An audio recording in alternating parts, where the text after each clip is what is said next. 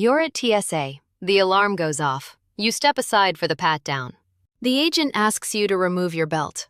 You fumble with the buckle. People stack up behind you. You're sweating. Your flight boards in 20 minutes.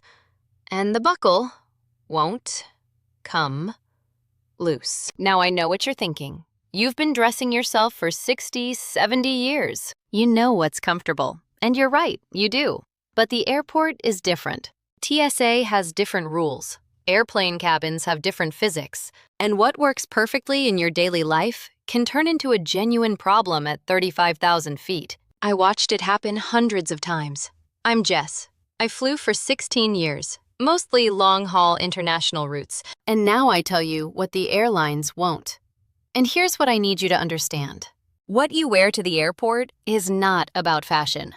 It's about physics, security theater, and keeping your dignity intact when the system is designed to move fast and you need to move carefully. The clothing choices I'm about to walk you through, these aren't preferences.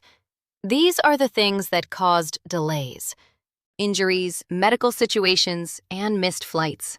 I'm talking about a woman who fractured her wrist because of her shoes, a man who walked through Heathrow in his socks because his feet swelled so badly he couldn't get his shoes back on, passengers who missed connections because they couldn't get through TSA fast enough, people who spent 6-hour flights in pain because their waistband was cutting off circulation. And all of it was preventable.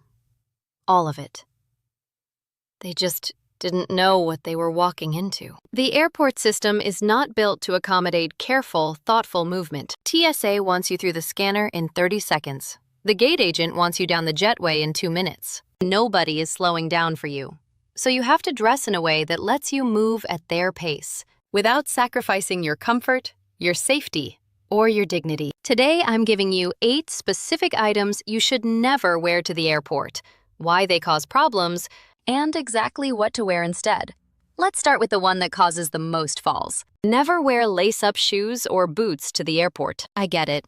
They're supportive. They're comfortable. You've worn them for years. But the second you hit TSA, those laces become a problem. TSA requires you to remove your shoes if you're over a certain age. Officially, if you're 75 or older, you can leave them on. But many travelers remove them anyway for faster screening. Here's what happens. You untie them, step through the scanner, and now you're standing in your socks on the other side with your shoes in a bin. People flowing around you trying to find somewhere to sit. Airport benches are always taken. You end up balancing on one foot, trying to thread laces through eyelets, while your gate is 3 terminals away and boarding started 4 minutes ago. And here's the part nobody tells you. If you're rushing and those laces aren't tied properly, you are at genuine risk of tripping. I have seen this. Not once. Many times. Woman named Patricia, maybe 73, Atlanta Airport. She'd worn hiking boots, heavy laces, 8 eyelets each. She got through TSA, tried to retie them standing up, lost her balance, and went down hard on the tile. Fractured wrist, missed her flight, spent 6 hours in an airport medical clinic. And the whole time she kept saying, I just wanted good support.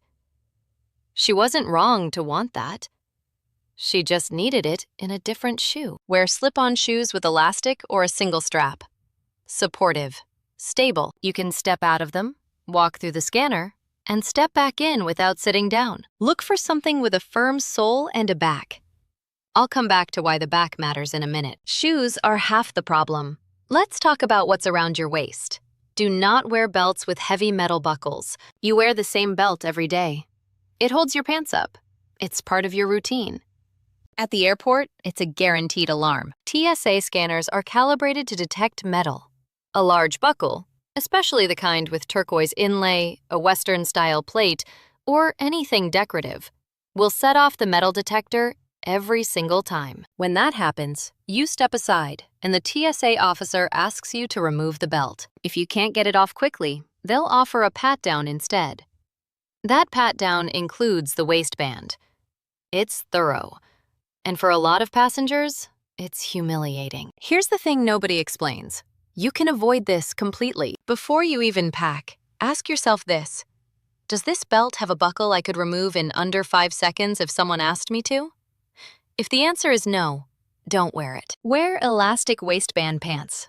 or a thin fabric belt with a plastic or very small metal buckle. If you absolutely need a belt, wear one you can remove and put in your carry-on before you even get to the scanner. But honestly, the easiest move is to just wear pants that don't need one. And I'll be honest, some TSA checkpoints are stricter than others. I've seen people walk through with buckles and not get flagged. But do you want to gamble on which checkpoint you get? I wouldn't. If this is helping you, subscribe to the channel. I put out videos like this every week. Insider information that makes your travel easier. All right, this next one is harder to talk about, but I'm going to say it anyway. If you wear a bra with an underwire, there is a chance it will set off the TSA scanner. And when it does, the procedure is not pleasant. You've worn underwire bras your entire adult life. They're supportive. They fit well. You're not thinking about them as you pack. But TSA body scanners detect metal and dense materials. Underwires can trigger an alarm. When the scanner flags your chest area, the TSA officer has to resolve it. That means a same-gender pat-down of the chest. They explain what they're going to do. They ask permission. But you're still standing there, arms out, in front of other passengers while someone puts their hands on you. I have watched women cry during this. Not because the officer was rough. The officers I saw were professional. But because it felt invasive, because it was unexpected, because they were embarrassed. Her name was Diane. She was flying to see her daughter. The scanner went off. She had no idea why. The officer explained it was likely her bra. Diane looked at me. I was standing nearby in uniform, and she said, "I didn't know. I didn't know." She wasn't upset with TSA. She was upset that nobody had ever told her this could happen. Wear wire-free bras. Sports bras, bralettes, anything without metal.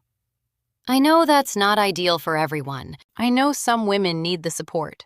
But if you're flying, this is one day, one outfit, and the trade-off is your dignity. Now, not every underwire triggers the alarm. It depends on the scanner, the thickness of the wire, even the angle you're standing. But if it does trigger, you don't get to opt out of the pat-down.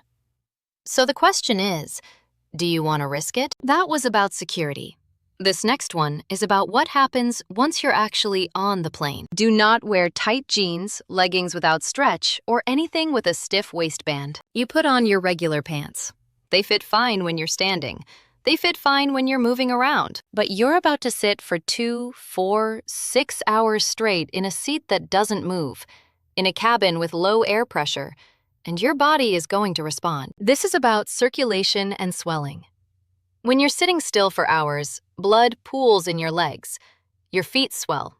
Your ankles swell. If your pants are tight at the waist or the calves, they're restricting blood flow. That increases your risk of deep vein thrombosis, DVT.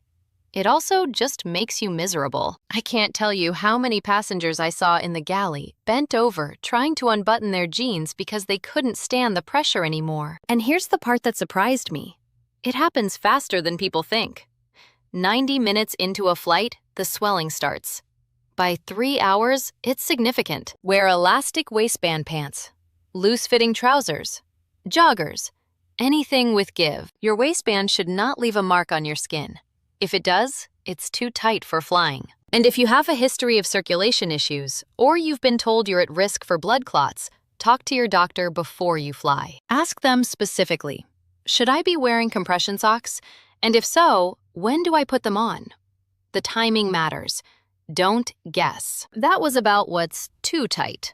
Now let's talk about what happens when you can't adjust at all. Never dress in only one layer. You're thinking efficiency. You don't want to carry a jacket. You wear a sweater. Warm enough for the terminal, warm enough for the plane. Except it's not that simple. Airports are hot.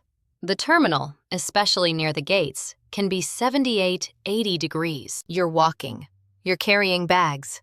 You're sweating. Then you board the plane, and for the first 20 minutes, it's still warm. But once you're at cruising altitude, the cabin temperature drops. The air is dry and cold. And if you're sitting near a vent or a window, you're going to be freezing.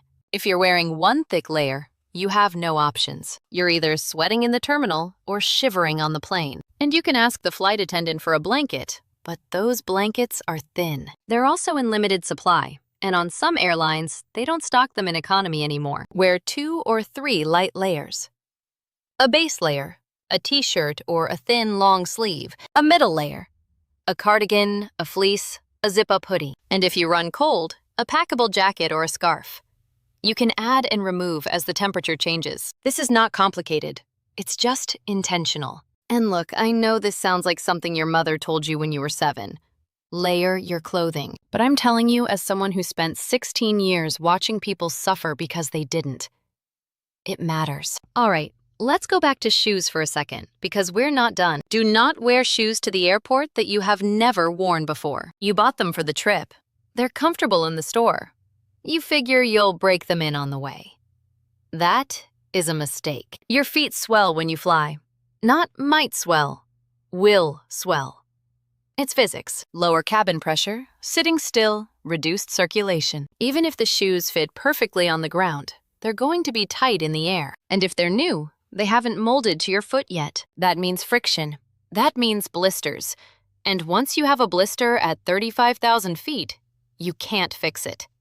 You're stuck. I've seen passengers take their shoes off mid-flight because their feet hurt so badly. And then when we land, they can't get the shoes back on. Their feet have swollen too much. So they're walking through the arrival terminal in socks. Or they're trying to force their feet into shoes that no longer fit, limping in pain. Man named Richard, San Francisco to London. He'd bought new loafers for the trip. Leather, stiff, beautiful.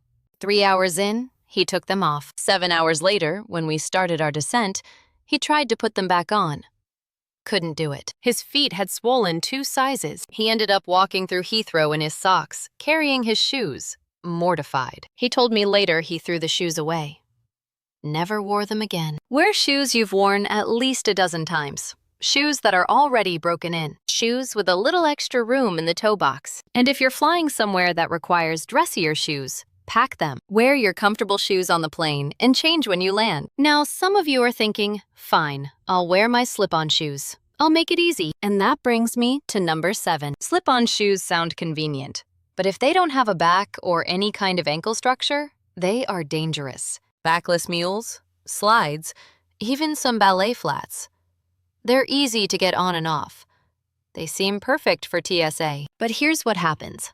You're walking fast. You're navigating crowds. You're stepping on and off moving walkways, up and down jetway ramps, onto uneven surfaces. If your shoe doesn't have a back, your foot isn't secured. It can slide forward, it can slip out. And when that happens, you can twist an ankle, catch your toe, or fall. I'm not exaggerating this. I saw ankle injuries from improper footwear at least once a month. The most common scenario? Passenger rushing to make a connection, wearing backless sandals or mules, catches the edge of the shoe on the jetway ramp, goes down. Sprained ankle, sometimes worse. Wear slip-on shoes with a back. Loafers, sneakers with elastic laces, clogs with a strap. Anything that keeps your heel secure. Convenient is good, but stable is better. You need both. Okay, last one. And this one is about what you're wearing on your body that you don't actually need. Do not wear heavy necklaces, multiple bracelets, large rings, or watches with metal bands. It's part of your routine. You put on your watch, your wedding ring, maybe a bracelet. You're not thinking about it. But every piece of metal you wear is one more thing that can set off the scanner. Rings usually don't trigger alarms. They're small. But watches with metal bands, charm bracelets, thick necklaces, hoop earrings, those will. And when they do, you're stepping aside again. You're removing everything. You're putting it in a bin. And now you're responsible for making sure it all comes out the other side. Here's the risk nobody talks about. You can lose it. You put your jewelry in the bin goes through the X-ray, you walk through the scanner, and in the chaos on the other side, grabbing your bag, putting your shoes back on, checking for your phone, you forget the bin, or someone else grabs it by mistake. I have seen this happen. Watched a woman realize 10 minutes later that her mother's bracelet was gone. We retraced her steps. Never found it. Before you leave for the airport, ask yourself this. Do I need to wear this, or can I pack it? If you don't need it on the plane, pack it in your checked bag or leave it at home. Wear one simple watch if you need it, your wedding ring if it's not bulky, That's it. Everything else goes in your luggage or stays behind. And I know some of you are thinking, I've worn my jewelry through TSA 100 times and never had a problem. That's great. I'm happy for you. But the one time it does cause a problem, or the one time you lose something that mattered, you're going to wish you'd left it in the drawer. All right, that's all 8. Here's the thread that runs through all 8 of these. The airport system is not designed to accommodate careful, intentional movement. It's designed for speed. TSA wants you through the scanner in 30 seconds. The gate agent wants you down the jetway in 2 minutes. The flight attendant wants you in your seat so we can close the door on time. Nobody is slowing down for you, so you have to dress in a way that lets you move at their pace without sacrificing your comfort, your safety, or your dignity. That's what this is about. Now let me recap all 8 rules quickly for you. No lace-up shoes. Slip-ons with support. No heavy belt buckles.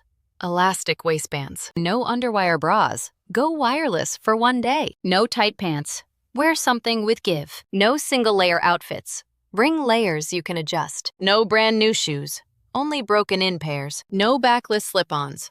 Make sure there's ankle support. And no excessive jewelry. Wear only what you actually need. You don't have to overhaul your entire wardrobe. Pick the 2 that apply most to your next trip and start there.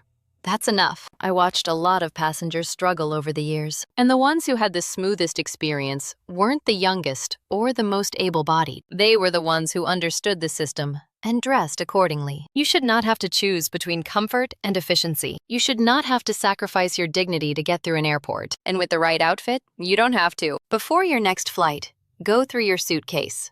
Pick out your airport outfit using these 8 rules. Lay it out the night before. Put your shoes by the door. Write down a backup in case the weather changes. And then walk into that airport like you know exactly what you're doing. Because now you do. I spent 16 years helping passengers navigate this system. Now you can navigate it yourself. Safe travels. And if you want to know what you should pack in your carry-on to make the flight itself easier, that video's on screen now.